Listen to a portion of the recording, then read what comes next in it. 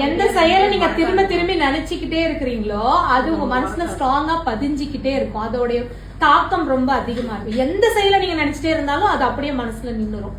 நம்ம மனசுல நம்ம மொபைல்ல அந்த ஸ்டோரேஜ் ஃபுல்லுன்னு ஒன்று காட்டுவோம்ல, ஸ்டோரேஜ் ஃபுல் அப்படின்னு. அந்த மாதிரி நம்ம மனசுக்கு ஒரு அளவு இருக்கு, ஓகேவா? அது மனசோ பிரெயினோ அது நீங்க எப்படியாவது வச்சுக்கோங்க.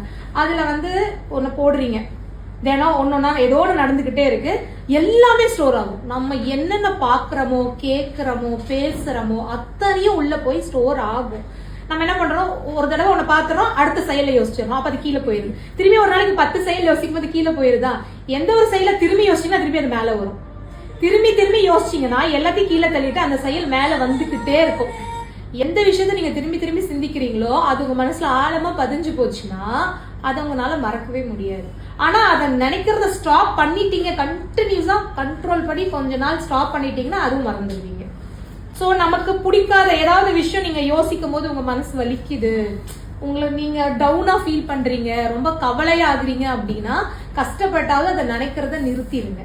நல்லதோ கெட்டதோ நமக்கு ஒரு விஷயம் நம்ம மனசை பாதிக்குதுன்னா அதை நினைக்கிறத நிறுத்துறது உங்க கையில தான் இருக்கு. டக்குன்னு வேற ஒண்ணு நினைக்கணும், வேற ஒரு செயல் பண்ணணும், அந்த இடத்துல இருந்து நகர்ந்து போயிடணும், மைண்டை டைவர்ட் பண்ணிடணும்.